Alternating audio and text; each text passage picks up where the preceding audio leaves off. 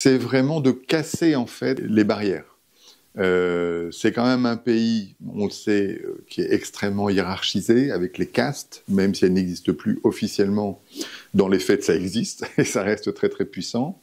Mais c'est réussir à impliquer tout le monde. Et quand je fais comme ça, c'est parce qu'effectivement, il fallait aussi impliquer la base. La base se plaignait énormément en fait du management, et c'est vrai qu'il y avait un management qui était très très lourd, pas très actif, très dans la réunionnite, etc., etc. Et quand il y avait des propositions qui venaient en fait des ouvriers, certaines étaient excellentes, extraordinaires, et ça évitait des gâchis terribles, etc. Mais c'était pas remonté parce que c'était pas, soit parce que ça venait pas du middle management, soit parce qu'on avait peur de le faire remonter. Donc il y avait vraiment une coupure entre la base et un certain nombre de personnes. Donc là où j'ai taillé, en fait, c'est beaucoup plus dans le middle management, en leur donnant des objectifs, en réduisant quand même la voilure à ce moment-là, et puis en travaillant avec eux au quotidien. L'autre challenge, c'était les politiques, parce que en Inde, il n'y a pas de financement des partis politiques, donc les partis politiques doivent se débrouiller, et souvent viennent voir en fait les entreprises. Quand je suis arrivé, on m'a dit « Mais Monsieur Carlier, n'oubliez pas, demain, c'est le jour des enveloppes. » Alors, c'est pas oublié, j'avais jamais su, et puis surtout, c'est hors de question, en fait. C'est une boîte européenne, donc il n'y a pas d'enveloppe, et surtout pas de financement des partis politiques. C'est absolument exclu. Donc, j'ai reçu le député, je lui ai dit, écoutez, non, on fait pas ça. Il m'a dit, mais vous savez, on peut fermer l'usine, c'est facile, etc. J'ai dit, écoutez, vu les problèmes qu'on a, c'est peut-être la bonne solution. Donc, non, c'est pas ce que je voulais dire, etc. Et finalement, de fil en aiguille, on a travaillé ensemble. Je lui ai jamais donné d'enveloppe. Je lui ai donné des produits qui étaient un petit peu vieux, etc., qu'on allait scraper. Donc, il a pu les utiliser et les donner. Et lui, son objectif, c'était d'employer du monde, des personnes des villages alentours, et de donner des cahiers aux écoliers, d'encourager l'éducation, de supporter l'éducation. Et en fait, de fil en aiguille, on a créé quelque chose tous les deux, où en fait, lui apportait en fait la main-d'œuvre, des gens qui n'avaient pas de qualification majeure, mais qui avaient envie de travailler et besoin de travailler. Et nous, on fournissait un atelier et de l'eau. Et on a récupéré ensemble, parce qu'il avait également une entreprise qui faisait de la récupération de déchets, tout ce qui était papier, carton, emballage, etc., etc., de nos usines et des usines alentours. Et on a recyclé tous ces cartons et autres pour en faire des cahiers d'écoliers. Et on a créé une association qui est ensuite une ONG qui s'appelle Collection for Education. Et ça a marché, ça a super bien marché, et depuis 2015, ça tourne encore. Et moi, je peux vous dire que lui, il était satisfait.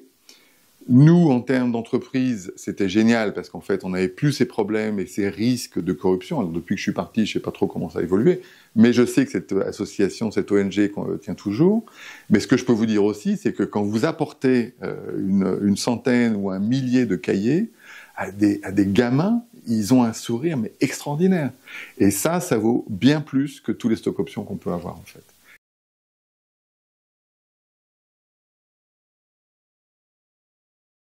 Je pense qu'il y a un élément très important, c'est d'avoir son propre réseau sur place. Quand vous travaillez en multisite, ne faites pas confiance qu'aux rapports, et en tout cas, les rapports ne vont pas tout vous dire. Donc il faut aller sur place, il faut discuter avec les gens sur place, il faut passer du temps avec eux, il faut aller dîner avec eux, il faut faire des sorties avec eux, etc., etc. Mais il faut vraiment être sur place. Donc ça veut dire des voyages. C'est clair qu'il faut voyager. Je suis désolé pour l'empreinte carbone qui m'intéresse, mais en l'occurrence, il faut quand même aller sur place. Et prenez vos chaussures de sécurité avec vous. C'est-à-dire que quand vous êtes dans un atelier, vous mettez vos chaussures de sécurité parce que c'est obligatoire. Et il faut vraiment aller dans les ateliers. Il faut vraiment aller à tous les niveaux de l'entreprise. Il faut discuter. Alors, c'est pas toujours facile parce que des fois, on a quand même de gros problèmes de langue, hein, c'est évident. Mais faut comprendre les gens, faut aller vers eux, faut les écouter, il faut les considérer. C'est quand même hyper important. Et puis après, l'un des mots-clés, il y a beaucoup des mots-clés, mais l'un des mots-clés, c'est quand même toujours la transparence, la transparence, la transparence. Et la transparence, elle paye à tous les niveaux. Je pense qu'il n'y a pas de message que les gens ne peuvent pas comprendre. Il n'y a pas de message qu'il faille cacher, parce que je pense que ça, c'est jamais bon. Et voilà, il y a toujours des façons d'expliquer, de justifier, et de là aussi, nous, on n'a pas nous les managers, entre guillemets, on n'a pas toujours raison. On a besoin d'avoir l'opinion d'autres personnes, quel que soit le niveau. C'est pas une question de niveau. Quand les gens connaissent l'entreprise, souvent les gens aiment leur entreprise, faut bien s'en souvenir aussi. Et quand on aime son entreprise, on aime son outil de travail, on a envie de le préserver. Donc on a des idées, et ces idées sont souvent pertinentes. Il faut simplement les mettre en valeur. Voilà. Ça, c'est mon avis. Mais c'est pareil, je dirais, en France et à l'étranger. La difficulté à l'étranger, c'est que quand vous débarquez dans une usine, vous êtes un peu une bête curieuse. Donc, il ne faut pas avoir peur de ça. Et puis surtout, il faut être capable de dialoguer, de discuter avec tout le monde. C'est peut-être pas donné à tout le monde, mais c'est possible. Moi, je suis allé dîner avec des gens parce qu'ils voulaient dîner avec moi, ils voulaient échanger avec moi. Bon, c'était pas spécialement propre, c'était pas spécialement bon, mais j'ai passé des moments extrêmement intéressants. Donc il faut pas avoir peur, en fait, d'aller avec les gens et de les côtoyer, de partager, pas leur quotidien, parce qu'on n'est pas invité à partager du quotidien, mais en tout cas à comprendre un certain nombre de choses. On ne peut comprendre un certain nombre de choses qu'en les vivant, en fait. Donc il faut être présent, il faut être vraiment présent.